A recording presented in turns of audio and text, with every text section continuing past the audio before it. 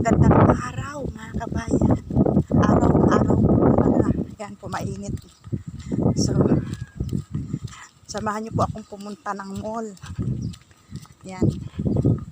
Dito po ulit sa Bakanting Lote. Lakad lang po ako.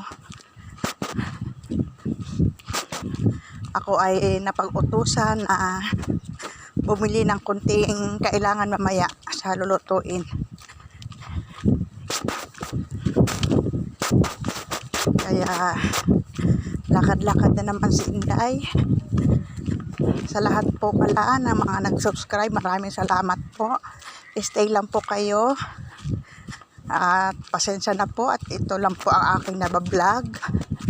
Ang aking mga nagagawang video ay dito lang po sa paikot-ikot ng bahay.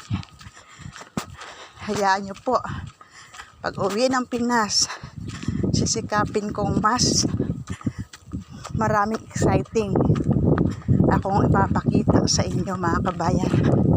Sa ngayon ito lang talaga dahil alam nyo naman ang mga Inday, dito lang talaga sa pag-ikot-ikot ng bahay, hindi basta-basta nakalabas ng bahay. Kaya tsaga-tsaga lang sa ganito kung ano lang yung pwedeng i-video, pero ano pa ako dito. So 13 months na ako. 13 months na ako dito sa Bahrain. Ayan.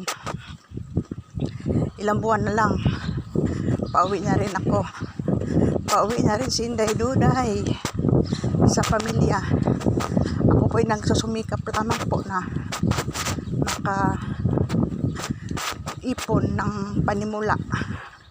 Talaga. Marami pong aral lang nangyari sa akin dyan ng time na kasi natupad naman po yung pangarap ko dati na magkaroon ng tindahan. Sa unang pag-abroad ko natupad po, pero halos talagang kakapiranggot na lang ang puhunan ko. Gawa nga lang ako'y nagtiwala sa isang kaibigan ko taga Sambales, at isa palang isang scammer. Hindi, minsan kahit pala matagal mo nang kilala ang tao, hindi mo dahil sa hindi natin hawak ng kanilang isip, kung anong itim ng kanilang puso, hindi pa rin po tayo dapat magtiwala. Kapag magninegosyo po, dapat po talaga hands on. Ikaw mismo ang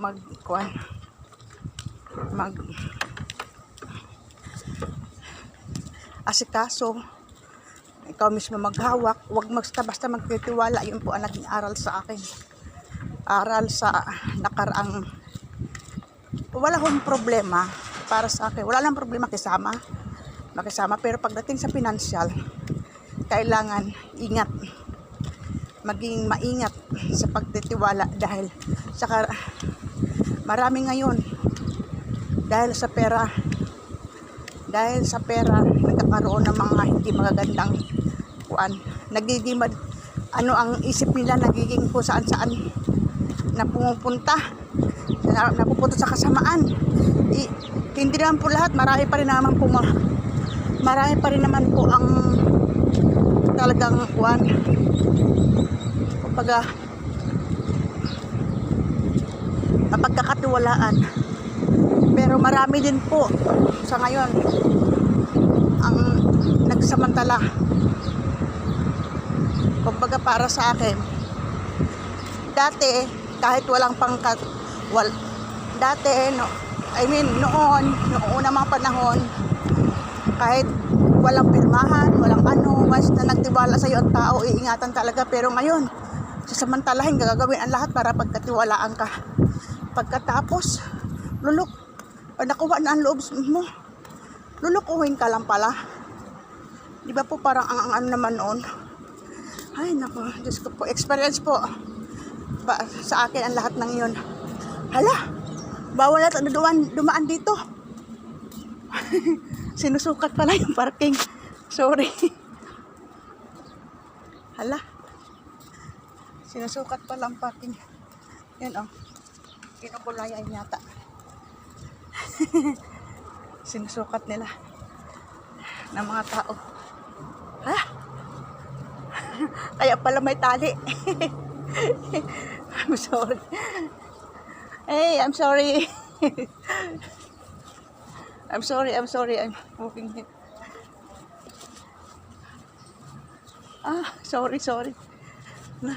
Nag-aayos pala sila, nag-aayos. Sorry. Pinipinturahan pala nila, guys. Ayan, pinipinturahan nila yung kuan. Ayan, dito tayo. Papasok na tayo dito sa magic window. Magic door. Ayan.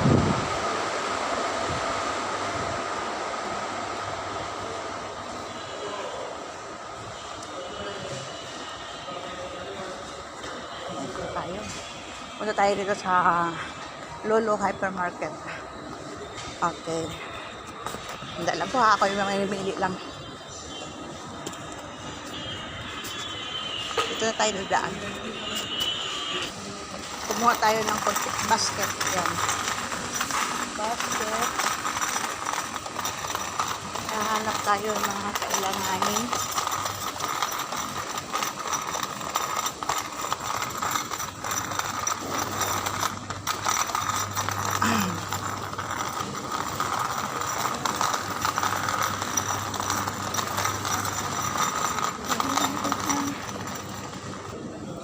Ayan po mga kabayan, nahanap ko pa yung mga kailanganin. Dahil lang po. Ayan mga kabayan, uwi na po tayo. Ayan. Ito yung nabili ko. Dadaan ulit tayo dito. Labas ulit tayo sa magic door. Ayan. Saan tayo dadaan? Dito na lang kasi nakakahiya na doon. Dumaan, ginagawa nila eh. Oo. Ito na lang tayo sa harapan. Papunta doon.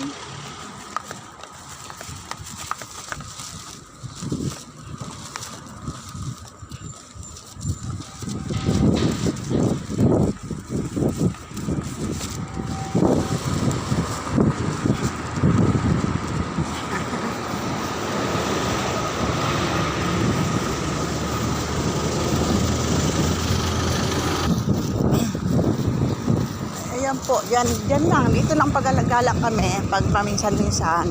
Hindi naman paggalak kapag mag-sendang money. Sandali lang, mga 15 minutes. Yun. Ngayon, kasi malapit lang naman dito sa ano eh. Malapit lang sa bahay. Siguro mga 5 minutes lang ang lakad. Yan. Doon kasi sa parking area na yun, may ginagawa. Kaya dito muna ako dumaan sa pinakaharapan. Hindi muna sa gilid. Ito yung bit-bit oh.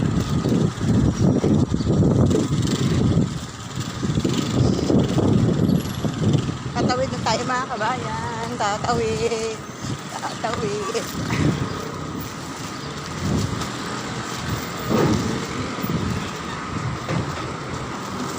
Tama tayo. Mayroong kuan dito. Maghihigop na mga imburnal.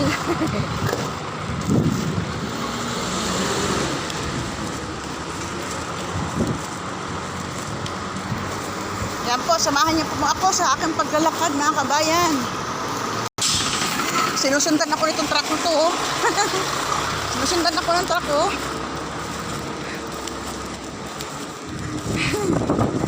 Ayan. Yung kasama ko naglilinis dun sa loob ng bahay. Gumawa kasi ako ng photo eh. Yung photo ni request niya Ate Dina, Sis Dina, inanay. Sana magustuhan niya.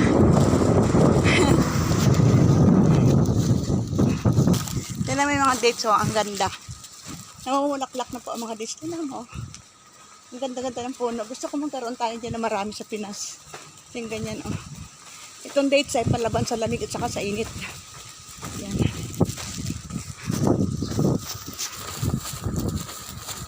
Nandito na po ulit tayo sa may parking. Dito sa may bakanting lote. Yan, oh. Ang init-init. Hindi pa naman po masyadong mainit. Nagsimula na po ng summer ngayon eh. Simula pa lang.